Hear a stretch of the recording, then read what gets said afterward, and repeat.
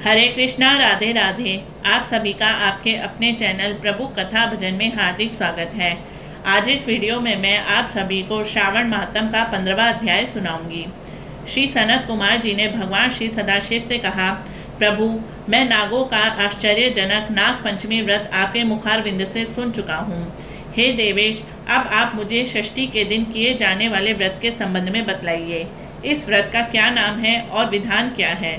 भगवान श्री सदाशिव ने श्री सनत कुमार जी से कहा, हे तात, श्रावण मास शुक्ल पक्ष की षष्ठी तिथि को महामृत्यु विनाशक उत्तम सुपोदान नाम का व्रत करना चाहिए।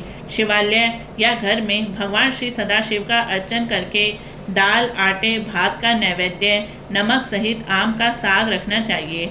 ब्राह्मणों को नैवेद्य पदार्थों का वायन देना चाहिए। जो मनुष्य विधि पूर्वक इस व्रत को करता है उसे बड़ी भारी पुण्य की प्राप्ति होती है। इसके संबंध में तुम्हें मैं एक प्राचीन कथा सुनाता हूँ। रोहत नामक एक राजा के यहाँ बहुत समय तक संतान नहीं हुई।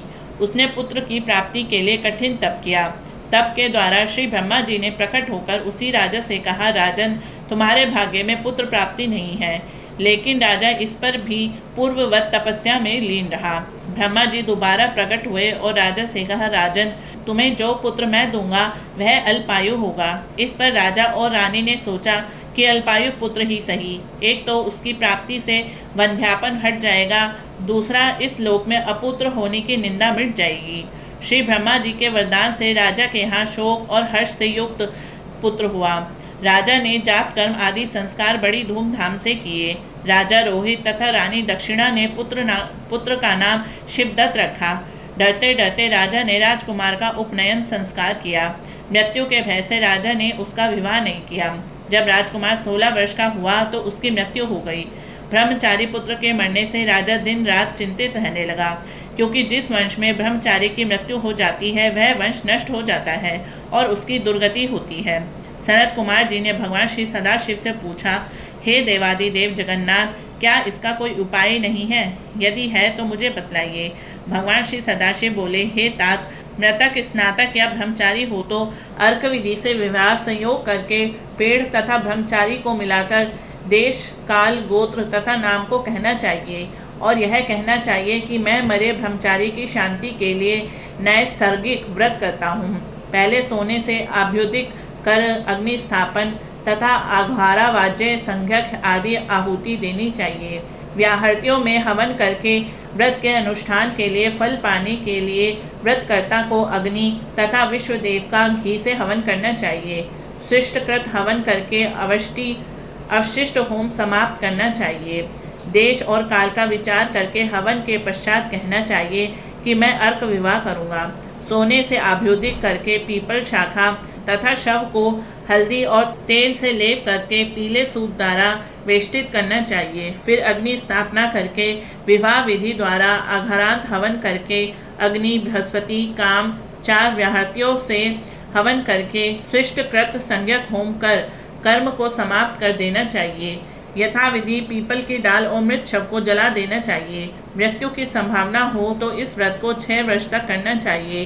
30 ब्रह्मचारियों को नए कोपिन तथा एक हाथ का या कर्ण मात्र का कृष्णाजनि देना चाहिए। खड़ाऊ, छत्र, माला, गोपी चंदन, मणि, प्रवाल माला और आभूषण समर्पण करने चाहिए।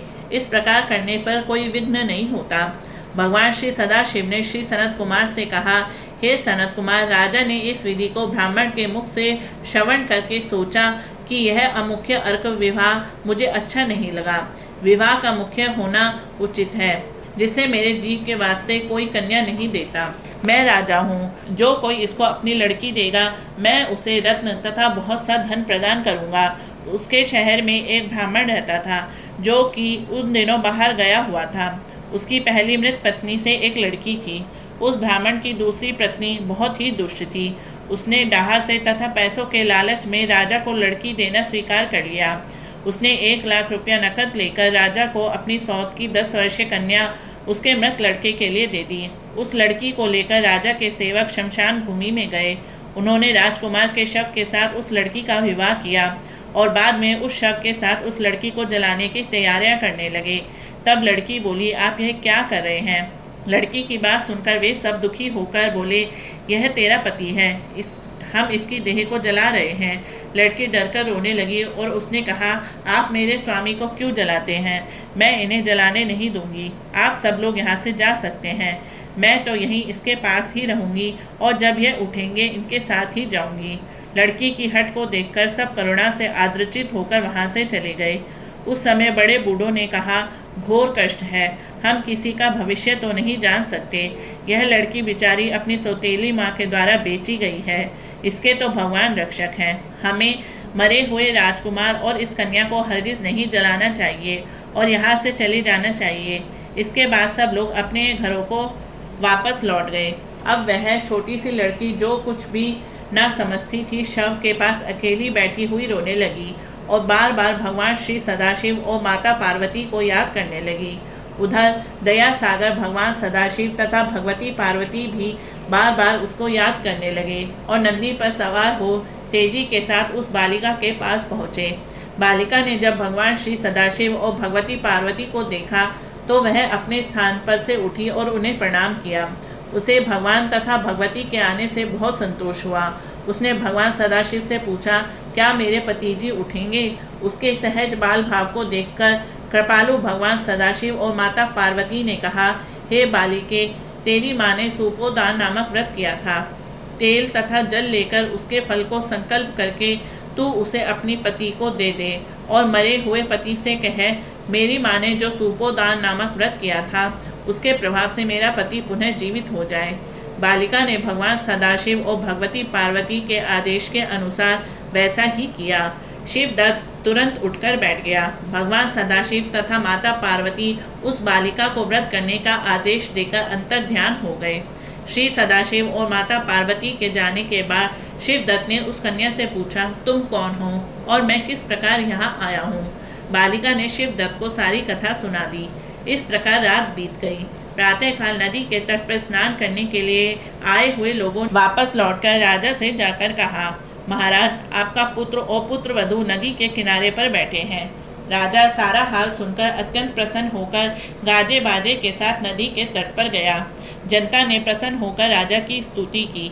राजा ने पुत्र वधू की प्रशंसा की और कहा, आप लोग मेरी स्तुति क्यों कर रहे हैं? मैं तो एक मंद बुद्धि अधम जीव हूँ। मेरी यह पुत्र वधू सुभागा और धन्य है।